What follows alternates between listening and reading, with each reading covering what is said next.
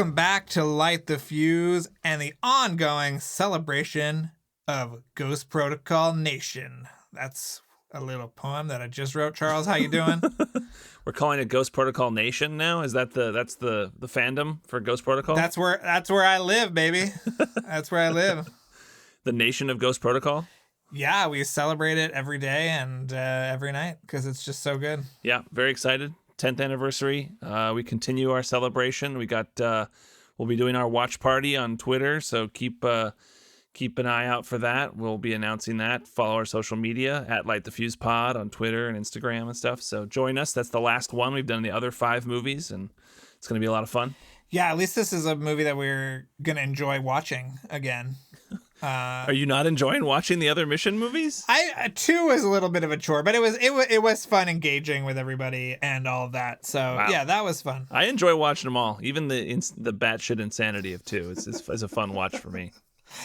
Well, we have some bigger guests. I was told to just tease these guests at the beginning of the episode, so you have to come back at the end to find out who we got. But we got a couple of heavy hitters for our celebration for next week. Yes. For the big anniversary dates that we're hitting. Yeah. But today we have a really cool guest, who is Teddy Newton, who is the voice of what would you say, the mission briefing guy. He's the mission briefing voice. Yeah. But he's in Ghost Protocol, so we do dip into Rogue Nation a bit. Yes, because we finally confirmed that he is the voice also in Rogue Nation, which was great to hear. And I thought he's so funny. I love talking to him. I felt like you should also sort of give a little bit of background on who he is, because he is, more than just a voice actor. He's done a lot of really cool work.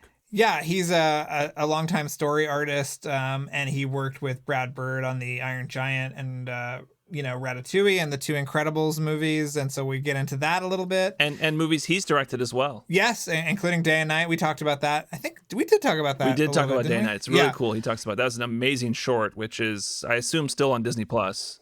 It is on Disney Plus. It's a really cool short you can watch. And so he is just a really funny, creative, kind of brilliant mind, and it was really great to talk about this really insignificant part of his career. But no, he has great insight and he has great stories, and he's obviously he told us he's working with Brad Bird right now. Yes. Charles, what are they doing? I know. Okay. Yeah, well, I know. Yeah, and he does of course an amazing Brad Bird impression too. Yes. So you'll be loving that. But let's just let people hear it. You go ahead and do your favorite part of the show. Okay. All right. Here we go. I just want to give a shout out to Jeremy Dillon and his podcast, My Favorite Album with Charles. We just recorded a new episode. Yes, we did it recently. We did it. We finally did it. We both told him our favorite albums, and we talked about them at length. It was great. It was so fun. It was fun. It was fun hanging out with Jeremy. He's the best. And yeah, we just sat around. We ate some Mexican food and recorded a podcast, and it was a lot of fun. Yeah. So look for that soon. But, obviously check out that podcast every week. He's got a different artist, musician, filmmaker, actor. They all talk about their favorite album and how it's influenced them and their work. And Charles, I also want to give a shout out to John B., who's another person who's been there from almost the beginning, and we could not do this podcast without. And if you at home want to become a sponsor of this podcast, go on to our Patreon, patreon.com/lightthefuse. Sign up for that highest level. And if you just want to sponsor an individual show, feel free to reach out, and we'll make it work, right? Yeah, of course. Anytime. All right, so let's get into Teddy Newton, and we'll be back after, and Charles is going to tell you who our big guests are.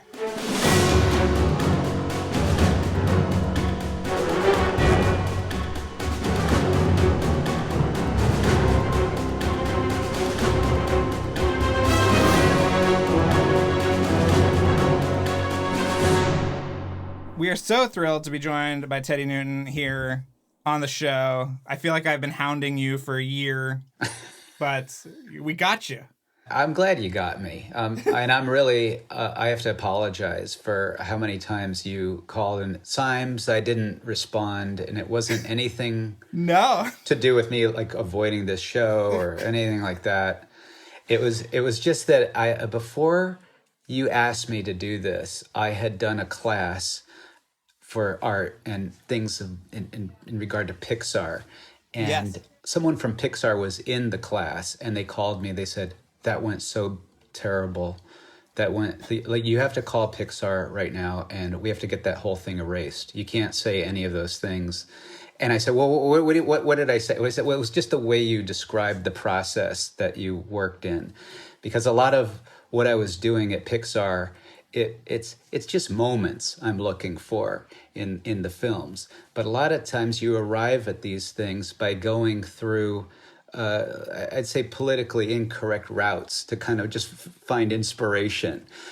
So we were doing The Baby from Incredibles. Right. And a lot of the ideas for that were just very, very absurd. They were so outrageous and they'd make people like kind of wince. They were they were so violent. And some of these things I was just showing and describing, no one had really seen these things before outside of Pixar. And I think when you're in Pixar, it's very common to do that kind of thing. But what we're going to put in the movie will probably only be 1% of that, if that makes sense. Right. But the best way to work animation is go far and then reel it back. Yeah. And so I wanted to show a little of what that behind the scenes was. And then I got in trouble for showing that. And it wasn't because it was Pixar material. They knew I was going to do it. It was just, it gave Pixar, they thought, sort of a bad name at that moment. So after that, I was telling So you were worried. I was worried. Yeah, I was a little worried. And so when this came up, my wife was like, well, I don't know if I could trust you to like get on the anything recorded. We've heard that from our wives too, Teddy. That might not surprise you. They are mortified by this podcast. Yeah. Well, but I'm glad to do it. You know. Well, and you have such an interesting place in the franchise, and we actually wanted to talk to you about something. We were on the phone a couple of days ago with Anthony Giacchino. Oh yeah. And he said to ask you about the fact that you kind of connected Michael to Brad, right? Yeah. Well, he and I, Michael Giacchino, the composer, I knew him from a long, long time ago. He was an assistant at Disney in the marketing department. And every so often he'd stop by my office and he'd love to see what I was drawing. And I made friends with him then. I didn't even realize he was a musician at that point. But there was a day when he was fired from the studio. And it wasn't too long after that I was fired. It was just in his case, it was a little complicated because he was actually doing some music that I think they just thought, well, you're an assistant here, so you'll get paid as an assistant. And then it became this difficult thing where he was doing above and beyond what an assistant would do. And so they just thought it was easier to get rid of him, I think is what happened. So after that, they got rid of me. They didn't know what to do with me. And Michael had started his own company, and it was a video game company called Mission Control. We got together and started developing some ideas. And it was really only then that I understood the whole level of his talent. I mean, I would draw out these things, and then the next day he'd put some music to it. And I'm like, where'd you get this music? And I wrote this. And it was like a perfect Benny Goodman jazz orchestral thing. It was like so beautifully done. And I was like, I had no idea this guy was like this genius with and he could do every genre. It seemed effortless. So with that, I was trying to encourage him to come up to Pixar. And he hadn't done a feature at that point. Yeah. And John Barry, who was Brad's favorite at that moment, he was the old Bond guy, did all the James Bond themes, and these were the inspiration for what Incredibles was going to be. So they brought John Barry in. They paid him a lot of money. I think they went through several rounds of back and forth. He had some music come back, and it really wasn't that. It wasn't James Bond. And I don't know if he was interested in doing James Bond again. And I think that was frustrating to Brad. And I said, well, I know this guy named Michael Giacchino. He's doing Alias right now. And I tell you, he could do this stuff like in his sleep. And I started passing them along music. And next thing you know, they brought him up, and that was that. And what I love about Brad is, even before anyone's a name, he's very good at recognizing talent, and that is often enough for him to be convinced that you can do it. Yeah, well, I mean, Alias was so electronic back then, too. It must have, unless you had known him before, he might not have known, that he could do something as sweeping and kind of majestic. Well, that was the thing. He said, well, can he do the romantic stuff, though, man? And then I'd get on the phone with Michael, and I'd say, listen, you got to get a whole bunch of romantic stuff on tape or something. And I said, but you know what? He can't know it's coming from me, because I think he's going to think I'm kidding. Every time, if I keep pushing you too hard, it's going to be like, he'll think I'm going to be goofing on him or something. So what I was doing is I was spreading it around the studio. I'd give music to the editor, or I'd put an article on Michael in the producer's office, something that was always having Brad aware that Michael was going to be coming in. Basically, this is going to happen, so you were always going to be inundated with Michael Giacchino. That is amazing. And look at them now. They're still working together. Yeah, I know. I think Brad, I don't think he'd work in this way with another composer now. I shouldn't say that, but I know how much he feels like Michael and him are compatible and complementary of each other's styles. Well, jumping ahead to Mission Impossible, obviously. Yeah. When did Brad start talking to you about this? Well, when he left Pixar, a lot of people were wondering, well, I guess he's gone. He's not going to do animation. But he had called me, and he said, I'd like you to do the Mission voice. And so I was really, that was really exciting, because it's an iconic idea to do something like that. However, I went into Skywalker, and it was almost being written as I was speaking. So it wasn't like it normally would be, where you have the script. I didn't even look at anything until I walked in, and it was just like fragments at that point, and they were just making it up as they went. So I don't know. That movie, I know, had a lot of that going on. Amazingly, it's so comprehensive and clear, I thought, as a film, and worked. Yeah. But I heard it was a very difficult one. Almost last minute writing was happening all the way. Oh, yeah. Do you remember who was writing your stuff in that room? Well, you know what? There was no one in the room. He was on the phone, I think, with someone, like calling in. And I never saw that. This was pre-Zoom, so I don't know. I don't even know who they were.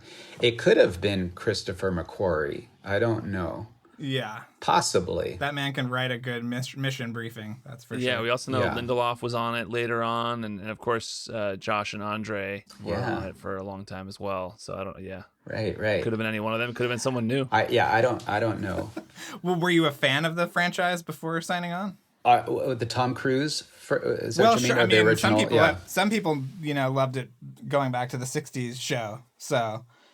Yeah, I saw all of them. I think I really began to get hooked into it, though, on the third one, that with Philip Seymour Hoffman. That I thought was very memorable, just their interactions in particular. I really liked him I love him as a bad guy. It's funny, Philip Seymour Hoffman either is so aggressive and so frightening, or he's very wimpy. Like those are the two modes he could do. Yes, we miss him dearly. Was there did he give you any kind of backstory for who you were? You supposed to be a sort of an automaton, or were you a human being? Like, was it a recording, or was it a human sort of behind this message? I don't know. I think I'm a human. I think I was. Apparently, though, I think Brad was screening it with Tom Cruise and J.J. Abrams, and JJ did not like my voice. He didn't like it. He thought, is that really the voice you want in the movie?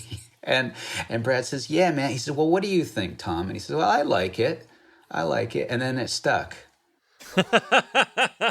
So you just barely made it in. Yeah, just barely made it. Was almost Michael Douglas. No, I don't know who. Yeah, it could have been anybody else. So did Brad tell you that story? You weren't in the room when this was happening, were you? No. I wasn't in the room when that happened. He told me afterwards. He told me many times afterwards that happened.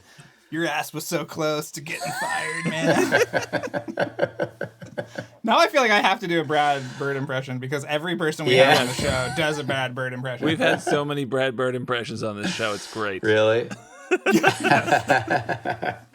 Now, were you brought back for Rogue Nation as well? Yeah, I think, at that time, I had taken a job at Paramount Pictures, and I got a call from Christopher McQuarrie, who I did not know, and I was very excited to meet him. And I thought he was amazing, just in the way he directed that and wrote that piece. I mean, it was really smooth. I mean, it was so effortless, I thought, doing that. I wish I got to know him a little more after that, but I guess he wanted to continue the idea from the previous one. And then he took it over in Fallout. He did it himself, the voice in Fallout. He did it himself. Yeah, I assume that's because my character had sided on... Yeah, your character left to join the Syndicate, it seems like. That's right. That's why I was out or they killed. They converted the mission briefing guy. Right. That's what I wanted to talk about and ask about. Did you ever talk to Corey about that?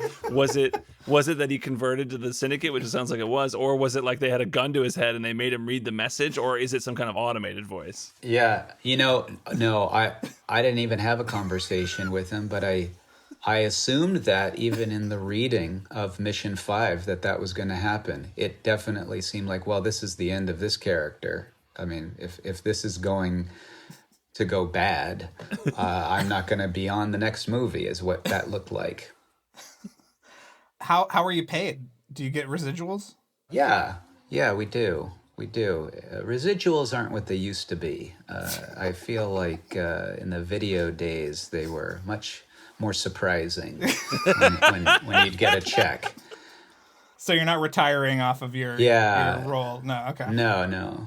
But nowadays they're just, I think maybe if it hits TV, regular TV, you get something. But it's hard nobody seems to know how to gauge that for streaming or anything anymore. So. Well, do people recognize you? Like, do they hear you at the bank and go, "You're the guy"? No, it's never happened. Okay. Well, usually, that does sound like me, but I guess the rhythm of it isn't really like me. Right. This mission, should you choose to accept it. I mean, I wouldn't normally be talking like this at the bank when I'm, Maybe you should try that, though, to see if anybody recognizes you. That's what I would do. I know. I always loved Rod Serling. I loved listening to him. And he really did speak like that, even in an interview. It was amazing, his vocabulary and just the way he chose words. And I know he wrote his scripts just by speaking into a dictaphone. Yeah. And it's not that different. The rhythm of those characters, the language, that's how he naturally spoke. I can't believe how cool he was. Yeah. Even while selling cigarettes. So you were listening to Rod Serling a bit to prepare for this, or just thinking of him? I don't think I specifically went to Serling, but there's something about those guys from that 50s era. I don't know how there was no school for that I know of. I don't know, but they all sounded like that for some reason. And I had always liked those kinds of announcers in movies, and that did inspire me, I guess, for doing The Incredibles, which was then the voice I was still doing for this one. Right. Oh, right. So because you were the mission briefing voice in The Incredibles also. I was that, as well as another announcer, kind of a news voice of The Incredibles. In a stunning turn of events, Mr. Incredible was being sued for saving someone that didn't want to be saved. Right. So you're great with those old-timey voices. Yeah. There's a guy named Chuck Cecil that I'm trying to imitate. He used to do a show on the radio in Los Angeles called The Swingin' Years. And Chuck Cecil, he's just a slight register higher than me. That's how he would talk. So I was imitating that. Here's an Incredibles question that's always bothered me. And now you, as the person who's giving the briefing, what was Mirage's power supposed to be? What's her power? Did she have a power? Yeah, wasn't she a disavowed superhero too? No. She wasn't. Okay. No. She was just a mysterious femme fatale. I want to say femme fatale. Yeah. You didn't know. Yeah, you couldn't tell. You couldn't tell. Almost like Paula Abdul. You didn't know exactly what race she was, or she was a very. She had mystique. Okay. Well, you've been working with Brad for so many years, and I was wondering what it was like, sort of seeing him on his first live action feature, and also how your kind of relationship evolved to that point as well. Well, for me, it wasn't that different only because we were in a studio doing that. I wasn't like on the set or anything. They were in another country. But, I did see a lot of the dailies. I saw some of that. That was really exciting. I think it's something he wanted to do since forever. Mm-hmm. And he finally got the chance. It seemed like material that was very close to his wheelhouse. And what I think matched it was not just the action, but his ironic sense of humor was in this movie, which I don't know if it was as evident in the other movies. It was what uniquely made Ghost Protocol a Brad movie. Yeah. Right. Definitely. Yeah. Did he seem more tired than... Did he seem more tired? I know he got very sick while he was on the movie. Yeah. I don't know that happened. And then I don't know. I think it sort of stuck with him for a while. He was sick in what way? I don't know if something bronchial or something affected him, his breathing. And he had I don't know. I don't know if he still has the whatever. What do you call those things? The inhaler? Inhaler he had to do while he was doing that picture. Yeah. A lot of moving parts on this thing. Well, and it's different because in animation, there are so many details that you're keeping mind of. It's not physical in the way doing a movie like that would be. In animation, you're in such a controlled environment. You go from this part of the building to the other part of the building to this part of the building. You meet different people. You're talking all the time. You're thinking all the time, but it's not taxing with weather or the hours are different too, because the time it takes to make an animated film, there's no rush. Right. There's no rush for that. It takes 4 years to make an animated picture like Incredibles, which seems fast actually for animation. Maybe not nowadays. Maybe they could get it in 3 now. I'm not sure. But well, did he talk to you like when he first was thinking about taking the job? Did he like consult with you? No. Okay. No. Okay. Because he's told us that he wanted to do 5 things with this movie, and he only got to do 4. So we're still trying to get out of someone what that 5th thing was that he was trying to do. Oh, really? Yeah. Okay. What are the other 4 things, Charles? One of them was that he wanted everything to break. All the gadgets were going to break. Yeah. I can't remember. Didn't you write an article about this like years and years ago? Probably, but... I can't remember what the other ones are now. Oh, he wanted to do the thing in the Dubai. He wanted to go from one room to another. Right. That was a big thing. Okay. Wait, so they were all for this movie? Yeah, they were all for but he said, you know him, like... He stopped me one time at a junket and said, I don't want to talk about this because I might use it in another movie later. Which I'm looking at my watch saying, like, how many movies? We got to get going, Brad, on these movies. But, yeah, I can't remember what the other ones were, but there's an elusive 5th one that we did not know. So we're just trying to take out. I don't know. Not a musical sequence. No. No. But there is almost a musical sequence in India that's kind of... When he's following the water across. Yeah, there's some dancers. Yeah. Oh, yeah. Yes. What did you think when you finally saw Ghost Protocol? Oh, I loved it. I mean, we were so excited. It was just fun to see a Brad movie again. Yeah. Because in animation, it takes so long between each one. And when you saw this, it was fun because it had no connection to what's expected in an animated movie.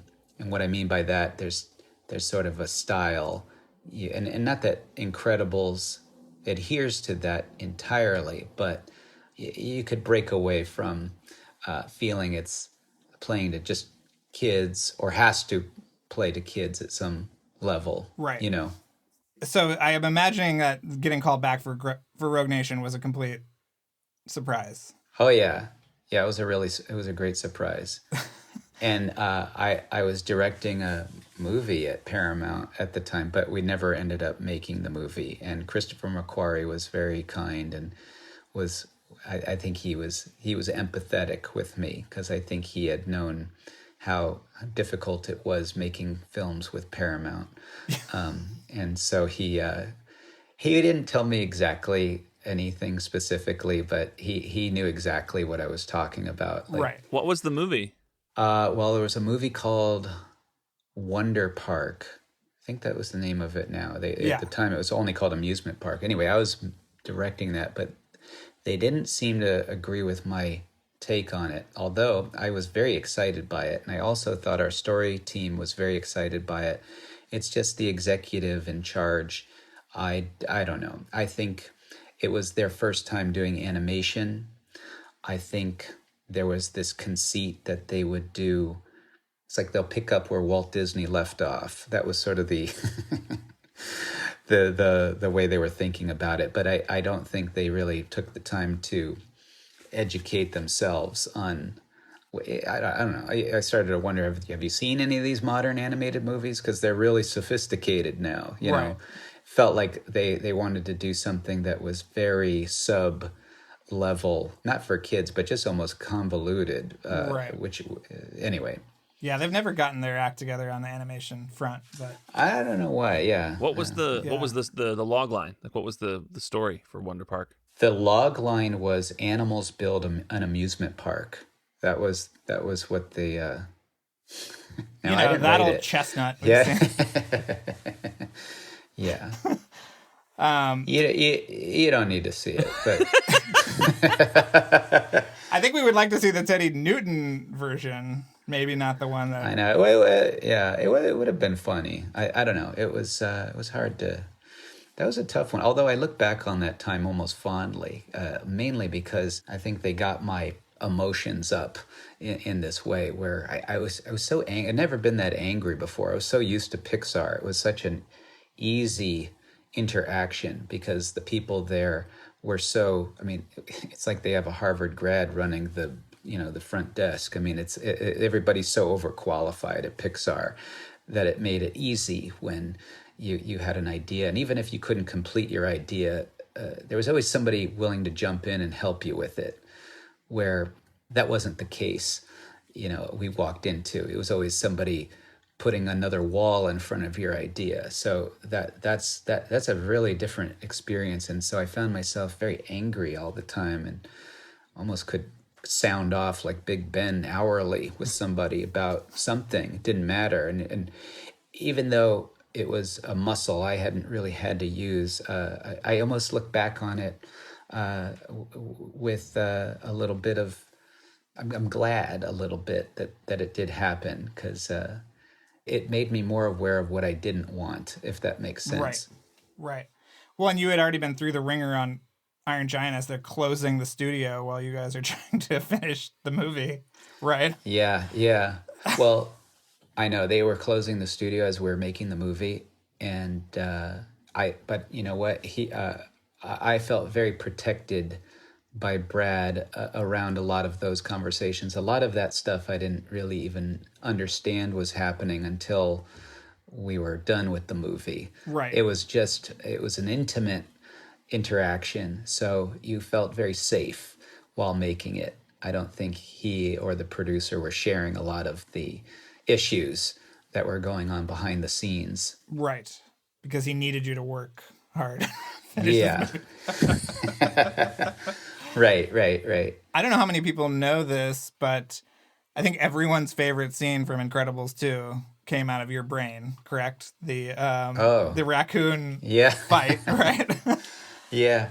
Well, again, like a lot of the stuff I was drawing, one idea in that area was this raccoon attacks the baby, and the problem with a lot of the original stuff I did was it was all 100% imitatable. Every single thing the baby was doing, whether the baby got locked in the refrigerator or walked through a plate glass window or had to eat a whole bottle of sleeping pills or whatever. Every single thing the kid was, and yet it was supposed to be the nightmare of the babysitter to encounter this. The turn I did was, or the note I was given was make it seem less like an accident and make it seem more like it's a deliberate thing the baby's doing as a power rather than something that's just happening to the baby and God, the baby nearly got killed, by rolling into a fireplace with a raccoon at his throat. So stuff like that. That was a leftover, though, some of that from the original film. And it was something Brad had brought up many, many times before. We're going to make a second one. And I'm going to put in that raccoon. I want you to reboard that in a new way.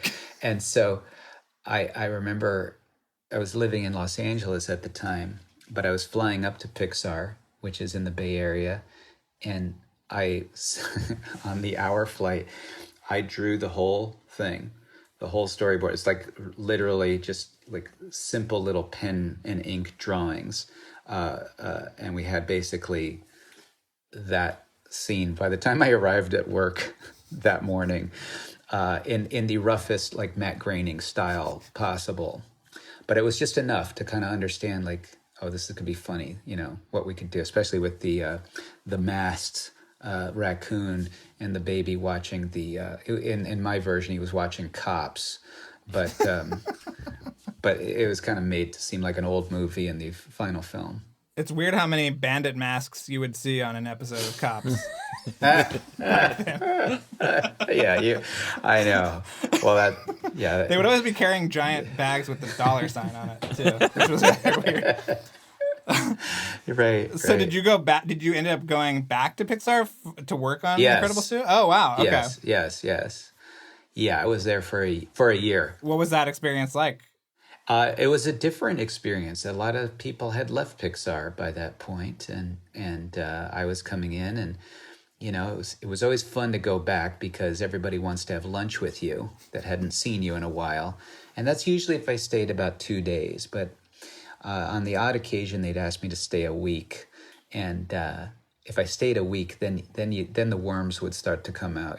People would start sharing their feelings too much about Pixar, and that was it was a weird time. It was a very strange time because at that point, I don't know, John Lasseter was leaving. Yeah. Just at that point, so it wasn't quite the place it was when I was there.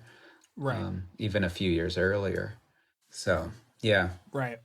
I just wanted to briefly touch on your amazing short film, Day and Night, which is just absolutely wonderful. And I think maybe one of the highlights of the entire Pixar short program. Oh, thanks. I wanted to know do people still talk to you about that?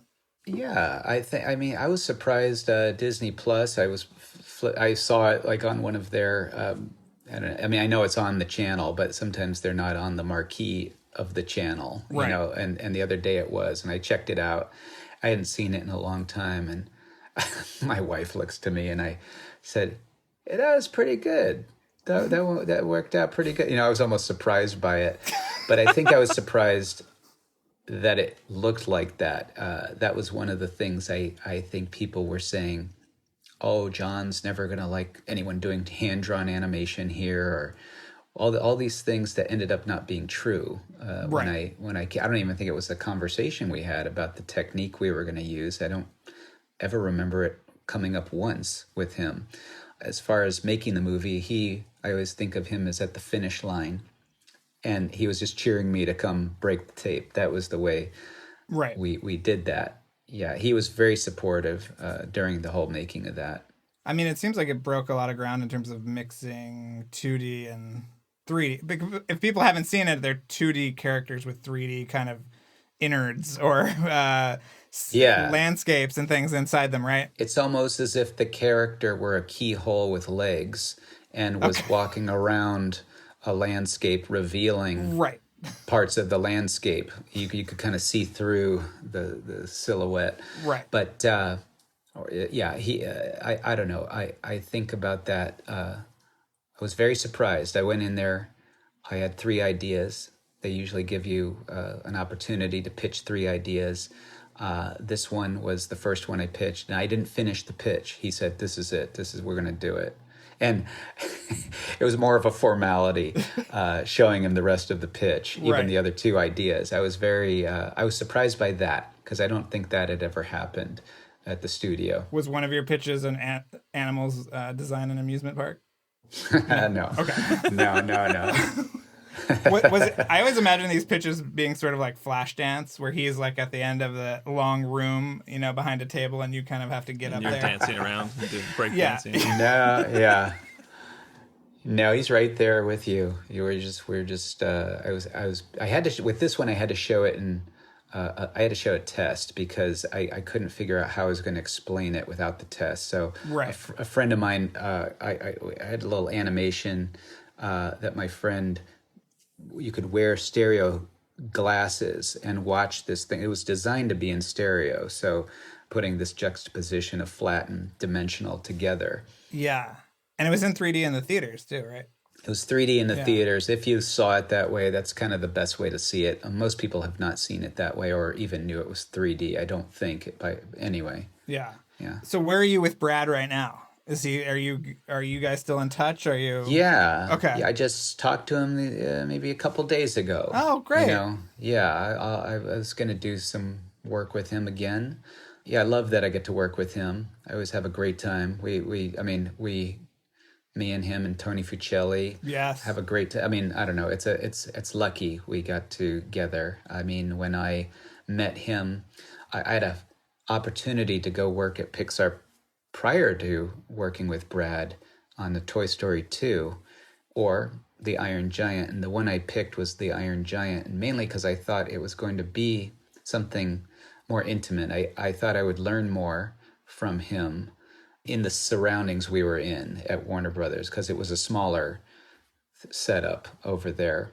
And I'm so glad I did. Anyway, we all went up to Pixar together anyway. Right. So it all happened for us anyways. Yeah, it all worked out. Does his phone call mean that his musical is inching, that he told us about 2 years ago, is inching closer to reality? Well, I mean, I can't talk about that just yet. But it'll get there. It'll get there. Yeah. As long as you two are in cahoots doing something. Yeah. Is it another project other than that one that you're working with him, or is it that one? There are 2 that I'm working on with him, but good tease. They're still, Wow. Thank God. Do you kind of say like, Brad, like, for someone with so much energy, I am just shocked he's not making a movie every 6 months or something. But I know, you know what? I think he works best when that condition is in motion and there's a definite deadline. I think it's harder for him in these very early stages to get the momentum he needs. But once the deadline shows up, he shows up differently, I think. Okay. So he needs the fire to be put to him.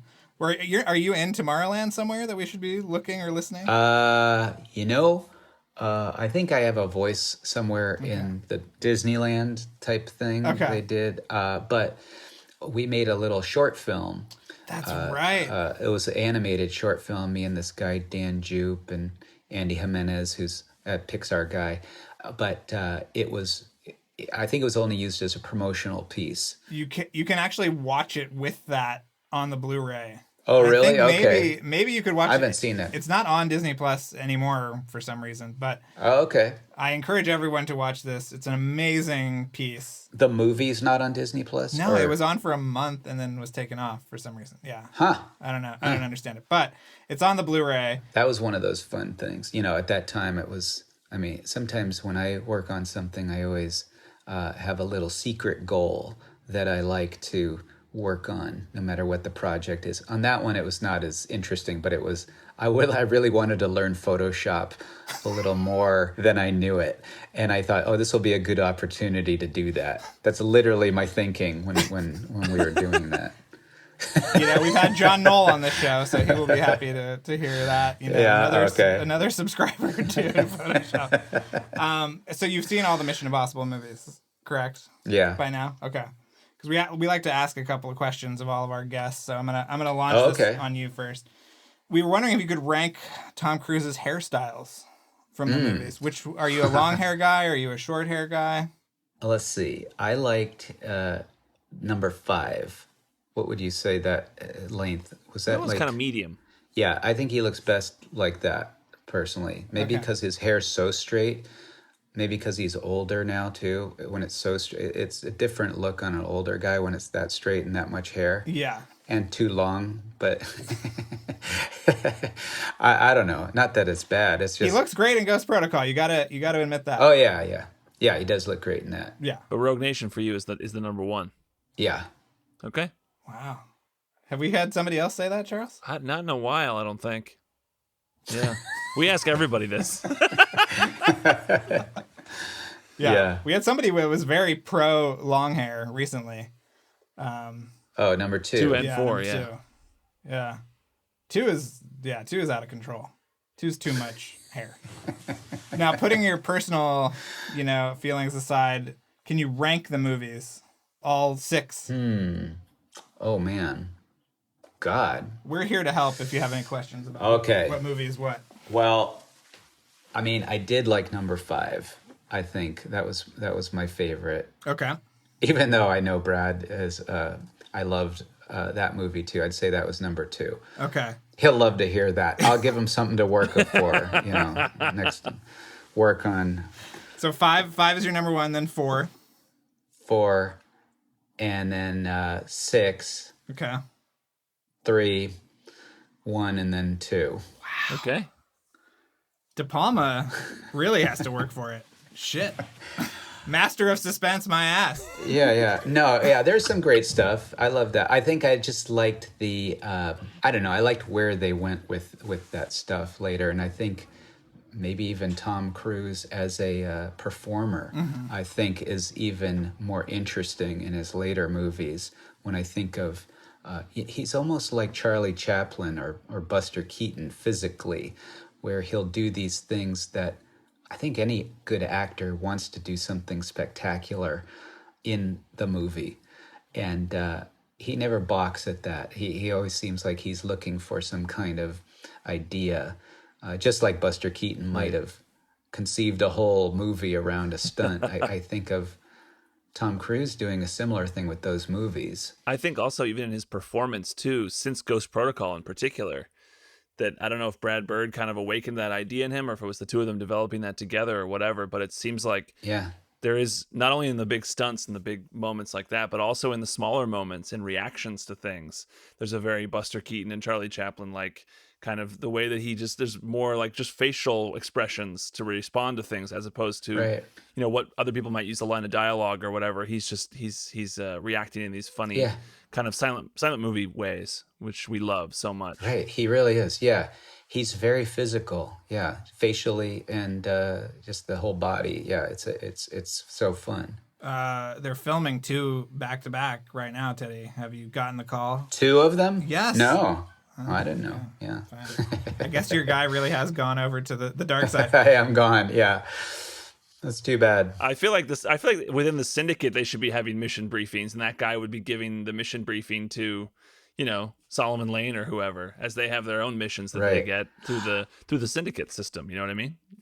Yeah. But I don't know who did it before me, because somebody else was doing. How many do you know? Oh, in 3, yeah. Who did do it in 3? In 3, it was Musgrave. That's right. It was the actor's name is escaping my mind right now. It was Paul Rubens. It was Paul Rubens. No. Yeah. I wish it was Paul Rubens. And then in 2, I guess it was Anthony Hopkins, and in 1, it was Kittredge. It was oh wow, it was Henry Cerny. Yeah. Huh. Yeah, I'm very disappointed that you didn't have an entire backstory The guy was an alcoholic. He was divorced. I know, that sounds like a good subplot for another one. Ask Michael the next time you talk to him about his character in Tomorrowland and how in depth he got with his cameo. With the Small World ride. Yeah, the Small World ride operator. Yeah. Right. Just quickly, I wanted to ask you, because Ratatouille is my favorite Pixar movie, so I wanted to ask you, which characters did you design or work on, and did you do the whole end titles sequence? Is that what you did for Ratatouille? Yeah, I did that. I do voice in Ratatouille. I do the lawyer. Right. I do that guy, but mainly some of the I designed the lawyer and a few other characters. I came on that movie later because Brad came on that movie later. It was something that was being established at the studio prior to him, and then he ended up directing it. But when I came on, was all that stuff had mainly been designed, but I was really in charge of doing those titles at the end, which was what I like about Brad is whenever you fear something, that's when he knows you're the one to do it. If you're like you look at something and you think, oh, this is going to be daunting. Like, how are we going to do this? This is too much animation. Everything's too difficult in the time we're going to do it. And yet you find yourself getting in a certain groove and you end up noticing you can do it. And by the end of it, you do feel amazed that you completed something that you didn't think you knew was possible. That's cool. I think that's because when he was younger, a lot of times he was, aching to do certain pieces of animation. And usually there was somebody in charge that said, oh, you're too young to be doing this, or you're not ready. And he said that he would never do that to a young animator. As a matter of fact, like I said, it's the opposite. If you looked nervous about the complexity of a scene, he would hand you that scene. That's the one you're going to do now. That's amazing. Yeah, it is amazing. Most people wouldn't trust their artists, even younger artists, in that way. Well, do you have anything that you want to plug? What are you working on now besides potentially 2 bird mystery projects? Well, I've just directed a short piece. It's not out yet, but it will be out in probably a month, for a video game called Clash of the Clan. Every so often they do these short films, and this is a Christmas one, Merry Clashmas cartoon. So it'll be out soon, Awesome. Before Christmas anyway. Yeah, I don't know the exact day of it, but yeah. Well, we will share that and hope there's much more stuff on the horizon. Thank you. Yeah, please keep us in mind, and thank you so much for accepting this mission. This was so great. Oh, thank you. Thanks, Drew. And tell your wife that you didn't embarrass yourself or anyone at Pixar. We were the only ones that did the embarrassing. Yeah. All right. Thank you so much, guys.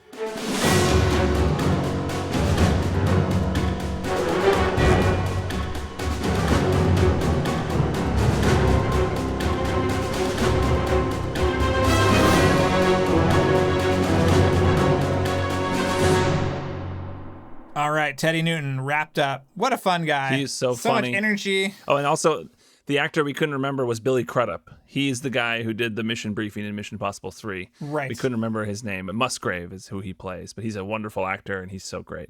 Yes. I love talking about how the mission briefing guy got swayed to the Syndicate.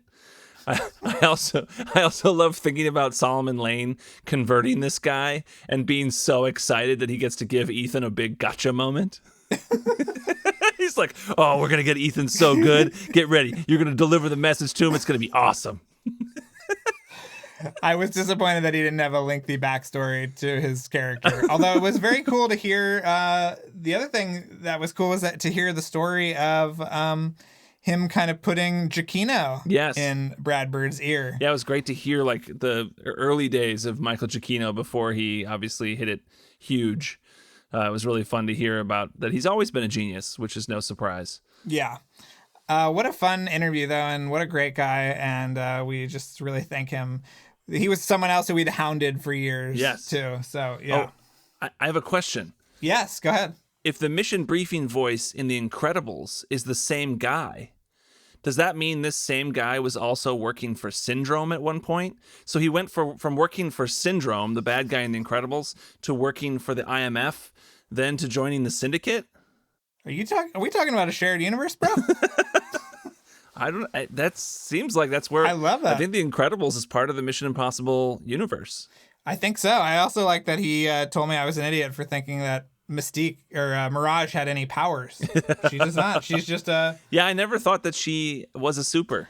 I guess I just thought because she had a cool name and she was working for Syndrome that there was something there. Right. But no, she was just a cool, kind of mysterious woman. Yeah. So there you go. But obviously you can watch all of Teddy's movies on various streaming platforms. All the Pixar things are on Disney+. Yeah, do you want to... Here it is, Charles. Here's the big moment. I didn't screw it up.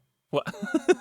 What? We're announcing who we had on the show? Who we're going to have next week? Yeah, go ahead. This was a really great interview. I mean, don't you think this was one of our best? Oh, I thought this was wonderful, and I wish we could have talked to them longer, but they have things to do. But I thought they were amazing. They were so fun and so generous with their time. Yes. But go ahead, Charles. Yeah, so we spoke with Josh Applebaum and Andre Nemec, the screenwriters of Mission Impossible Ghost Protocol. And we actually got our hands, before we talked to them, this was a really big, I think, thing for us to make this talk so great, was that we got our hands on a draft of theirs. And so we were able to take a peek at that before we talked to them. So there was a lot to talk about and like what the early versions of Ghost Protocol were. Yeah, I like I think we looked at at least the 10th draft, let's say. And they said, oh, there were so many more. There were more before and there were more since. So, because we would bring up scenes and they would say, was that the version with this? And we were like, oh, no, tell us about that. So, yeah, it's really interesting. We really dig into a lot of things that we've touched on in the show earlier, I would say. Yes. That really get fully explained in this one, including how Max was supposed to factor in. Yes. How Harrison Ford was supposed to factor in. A lot of these things that we've just sort of skimmed the surface of, they really go into a lot of detail about. And it's also fascinating to hear when they were on the project, when they weren't. It just clears up a lot of things in our kind of Mission Impossible timeline. Yeah. And they're very generous and wonderful storytellers. And you get a great peek behind the scenes, I would say. Yeah. Can't wait for everybody to hear it. Also, you probably heard us mention, I think, with Teddy, Anthony Giacchino. We've talked about it for a long time. We finally did talk to Anthony Giacchino, and he'll be on the show in future weeks. That'll release later on. But Anthony was Michael's brother who did all the behind-the-scenes filming for Ghost Protocol. So our Ghost Protocol programming here is really just off the chain. We're just kicking ass, right? I mean, which is just awesome. It's great. And we've got more to go. Yeah. We've got more surprises for people. So many more. We just recorded another one today. Like, it's just, you just sit back, relax. We got your Ghost Protocol. I hope people like Ghost Protocol as much as we do. That's my only fear. Enough with the fucking Ghost Protocol already. But, we can't please everybody. We know that already. But no, I'm really proud of these episodes. We'll get back to the other ones. We'll next year's going to be a really big year. Yes. There's going to be a lot to cover next year. But right now we're in Ghost Protocol land, and you're just going to have to deal with it. Yeah. So, I hope you enjoyed this one, and we've got more to come. But, Charles, you have some shout-outs to give, too, first of all. Yes, I'd like to give a special shout-out, a special thank you to Jacob from Holland. Say thank you, Jacob, for sticking with us for so long and making this episode possible. I also need to credit our editor and mixer, Luke Burson, and our music is by Kevin Blumenfeld. And thank my lovely co-host, Drew Taylor. I would like to thank you, Charles. I don't get to do many thanks at the end of the episode, but I want to thank you. Oh, wow, thank you. And I want to thank your wife for allowing us to hang out in your garage. That's where we record stuff sometimes now. Yeah. And everybody should check out our Patreon, patreon.com/LightTheFuse, and sign up and enjoy all our bonus content. We have bonus episodes every week. They're really great, so please do that. And buy a shirt or a magnet or whatever, mask, from our TeePublic store, which is linked from our website, LightTheFusePodcast.com, in the merch section. Also, check out the episode guide and look at all of our show notes. We've got great show notes for all of our episodes. Definitely worth a look. And I think that's about it. Yes, like, subscribe, rate, and review wherever you're listening to this podcast. And please tell your friends, what's better than sitting around the old fireplace with a podcast in your hand and your earbuds in. I mean, that's great, right? Yeah, absolutely. It's what you need. That's so great. It's what you need. And we'll be back next week with Applebaum and Nemec Part 1.